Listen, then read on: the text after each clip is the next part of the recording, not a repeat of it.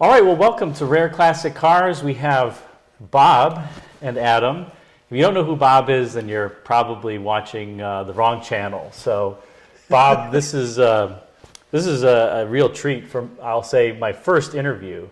And, I just want to say thank you so much Well, you're quite welcome. and welcome, to Rare Classic Cars, the humble YouTube channel here.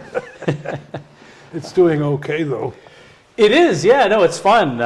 It's fun. I think a lot of viewers seem to enjoy the casual conversations and talking about vehicles that you don't really hear anything more about. Yeah. Well, I think you've got a special niche because you're covering something that others don't cover. I mean, you want to look at classic Ferraris and stuff like that, or modern Bugattis. There's all kinds of stuff on that, some of it reliable and some not. But nobody is covering the American cars of the period that you're specialized in. That's true, for better or worse, right? I think for better. I think their time is coming again. I was just saying, I wasn't terribly fond of those back in the day because I was more of a European car guy, and I considered the big American boats to be wasteful, too large, poor handling, under-braked, all of which, of course, they were. Yes. But it doesn't matter.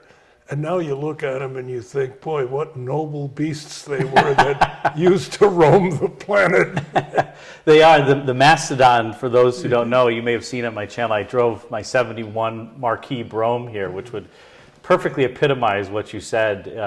And it's funny, that car actually has, you'll laugh, Bob, the ride and handling package. Yeah. Which means that it helped a little. helps a little. It only wallows, still feels like the steamboat. But a lot of them, I found, I had a Chrysler 300, 55 Chrysler 300, which of course was beset with all the normal American car problems of sloppy steering, even though it was a so-called sports car. But I found the minute I put Michelin X's on it, the handling was transformed. So a lot of the bad handling and vague steering of American cars of the period was due to the cross-ply tires. And the minute you put steel-belted radials on them, they're transformed. Yeah, I think, and the ride is too generally transformed. Yeah. It's fun. So I thought, we'd start off with, you have an interesting life story, if you will. Maybe just talk about how you got interested in cars and where that started and then how you progressed. Well, I started almost at birth. And by the time I was 3, I was sort of an idiot savant on cars. And I could recognize everything on the road. I could point them out and I'd say 32 Chevy and 35 Ford. And my mother would always say, how do you know that? I said, I don't know. I'd ask my dad what that was. And the rare ones, like Hupmobiles and Graham Pages were a little harder, but once I'd seen one and internalized it, it was done. And then I was born into a reasonably affluent family, not wealthy by any means, but certainly upper middle class. And my dad had nice cars, always. And that was back in the days where nobody kept a car more than a year. You got 10,000 miles on it, trade it in, because that's when the problems might start. Yeah, 10,000 miles. Yeah. So that's good. And my uncles had fascinating cars, all of them. I mean, one uncle had an Amilcar, which was kind of a scaled-down version of a front-wheel drive Citroën, 4-cylinder engine, very tight little car. Front-wheel drive, a great car to drive, extremely rare. Another uncle had later had big Packard Caribbean convertibles with Monaco plates, so that he was basically these black Principality of Monaco plates, which was highly prestigious. Wow. And he had a 4-liter delay. He had Alfa Romeo 3Cs, and and then another uncle had a Talbot Lago Porto Coupe, great big beautiful silver thing, streamlined silver thing with red leather upholstery. So it was impossible not to get interested in cars. And then you went into I was rereading one of the books here, Guts, and it said you went into the Marine Corps, then served 5 years on active duty, I think. And you said, I loved the Corps, loved what it did for me in turning around my life. Yeah. So. Well, that's because I was nowadays you'd say, well, the poor kid has ADD. We need to give him Ritalin, because my brain was all over the place all the time. In school, my mind would wander. All I wanted to do was sketch cars and airplanes. And math class I remember it beginning, and then I remember sketching, and then it was the end of math class. And I absorbed exactly nothing. And I was repeatedly counseled, my parents would take me to specialists, and they say, your son is certainly intelligent enough to learn the material in school, but the problem is he seems to let his mind wander, and he needs to concentrate. So my dad would say, you need to concentrate. At any rate, I was a troubled youth. I had bad grades, except in such subjects as English, which was easy for me, art, which was easy for me, foreign languages, which were easy, and all of the more humanistic side, like biology, that was fine. I could understand that. But the minute you got into math and science, I was a disaster. So it was only by extreme efforts on the part of my parents that I finally graduated from high school at the age of 22. But the stipulation, when my dad funded my last foray into trying to get me a high school degree, said he had a friend who had been a colonel in the Marine Corps in World War II. And this colonel had said, trouble with your son, one solution, get his ass in the Marine Corps. And my father, never being a military man, had no notion what that was all about. And he actually made me commit to the Marine Corps when the Korean War was still in full swing. Luckily, the hostilities were over when I graduated. But the Marine Corps gave me a solid foundation of discipline and rigor and faith in myself and a structure of ethics, as I was never, I'm religious in the sense that I call myself a Protestant and I believe in God. But as I like to say, I believe in the factory, but I don't believe in the retail establishment. So I was never a churchgoer, and I think the Marine Corps and its very strict ethic and morality gave me the foundational structure that probably most other young people used to find in religion. It's really interesting to me. So you graduated high school at age 22, and then I think you graduated UC Berkeley from the MBA program with the highest GPA that was on record, right? That was after 5 years active duty. And probably one of the beneficial things was going into the Marine Corps as an enlisted man, because when I went to see the recruiter in New York off the plane from Switzerland, and he said, what would you like to do in the Marine Corps, son? I said, I'd like to be a fighter pilot. He says, that's nice. Do you have any college? I said, no, I just graduated from high school. He says, well, see, pilots in the Marine Corps need to be officers. And to be an officer, you need to have a college degree. But I'll tell you what I'm going to do. I'll sign you up for boot camp, a 2-year enlistment. And while you're in boot camp, they'll give you these tests.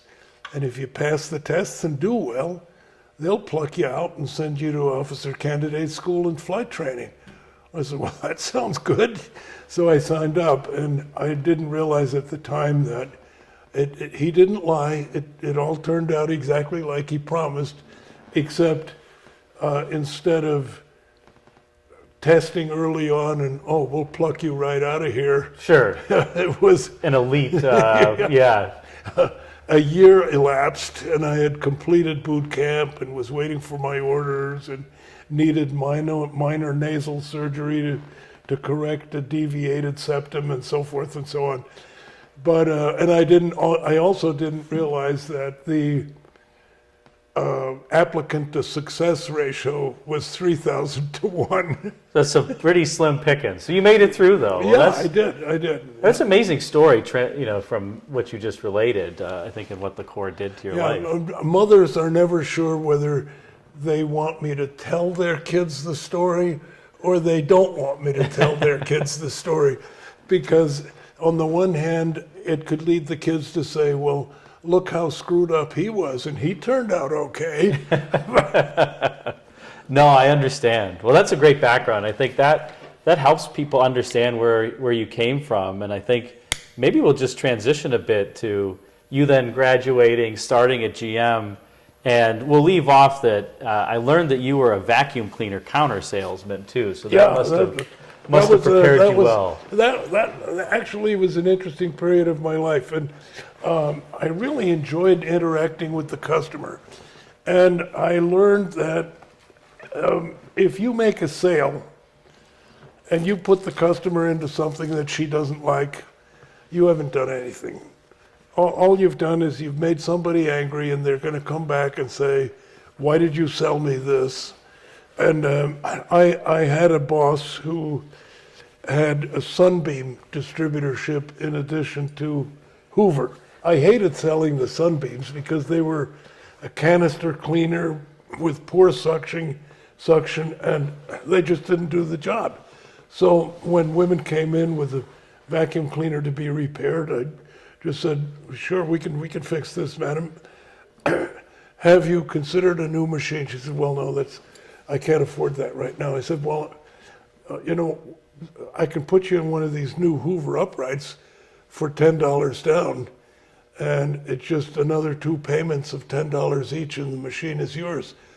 And they, really? I said, let me give you a quick demonstration. And the Hoover rep had shown me this demonstration on how the Hoover would pick up sand out of a carpet that was massaged in, and with the normal vacuum cleaners, you could go over it 40 times, and then the other side, you'd do the Hoover once forward and once back, turn the carpet over, tap it, and the side that had been done 15 or 20 times with the regular non-Hoover vacuum cleaner was just coated with sand. And the side that the Hoover had gone up and down twice had maybe a grain or two at each end. And whenever he showed women that demonstration, they said, that's unbelievable. I'll take it. And they were invariably satisfied. And then Mrs. Hicks, the owner of the store, took me aside and said, Bob, I want you to stop selling Hoovers. I said, why is that, Mrs. Hicks? Because I was pushing these things out the door. And she said, anybody can sell a Hoover, that's easy. You have to be like my son. He sells Sunbeams. That's what I want you to sell. That's where my margin is. And I said, I'm sorry, Mrs. Hicks, I just can't bring myself to sell a product I know that people aren't going to be happy with. So ultimately, we had a parting of the ways. But fast forward like 40 years later, I'm in Walnut Creek. Yeah. Walnut Creek Vacuum was. So I found the store in the mall, which had, and meanwhile, so run down it was barely recognizable. And I went in. Hanging on the wall was my picture. Oh, wow. As president of Chrysler, saying, our former employee. Oh my goodness. Well, so that, I think that you heard it here, folks. Bob's formative quest for product excellence started with Walnut Creek Vacuum. Yeah, exactly. But I think the Hoover rep convinced me of the excellence of Hoover vacuums, but it doesn't take a rocket science to figure out that lasting success is built on excellence of service and excellence of the product. If you don't have that, you don't have anything. And all the marketing in the world can't overcome product deficiencies. Maybe before we transition to your time in Germany, I thought it was interesting. First of all, I think it's interesting that Bob and I are sitting together because, as the viewers know, I'm a finance guy by trade. And Bob, you know, in Car Guys, I've got a quote here from the preface. It says, "It's time to stop the dominance of the number crunchers living in their perfect, predictable, financially projected world and give the reins to the product guys, those with vision and passion for the customers and their product or service." Yeah, So what are you trying to say? You're both. I don't know about that. Yeah, you are. You're one of the rare people who's both. I think I'm probably 80% product guy with just enough fiscal responsibility to survive Okay, in very a good. corporate environment. Well, very good. Well, we'll pause here and then we'll come back for a little break and we'll talk about Bob's time in Germany at Opel as well as BMW. And I brought even, Bob, look, I bought this when I was 15. That was my copy. I can't believe you were 15 when Hope you enjoyed part one of this interview with Bob Lutz, highlighting his background, time in the Marine Corps, and formative years as a vacuum cleaner salesman. If you liked it, please be sure to like and comment, as that helps the YouTube algorithm serve it up to more viewers like you. And if you're not yet subscribed, be sure to click the circular icon of the 67 Buick Riviera at the top left, then hit the bell to ensure you're notified of all my future videos, including the next parts of the interview with Bob. Part 2 on Opel and BMW is next. Until that time, be sure to click on one of the video thumbnails at bottom left and bottom right for some videos for you. Thanks again. Until next time, take care.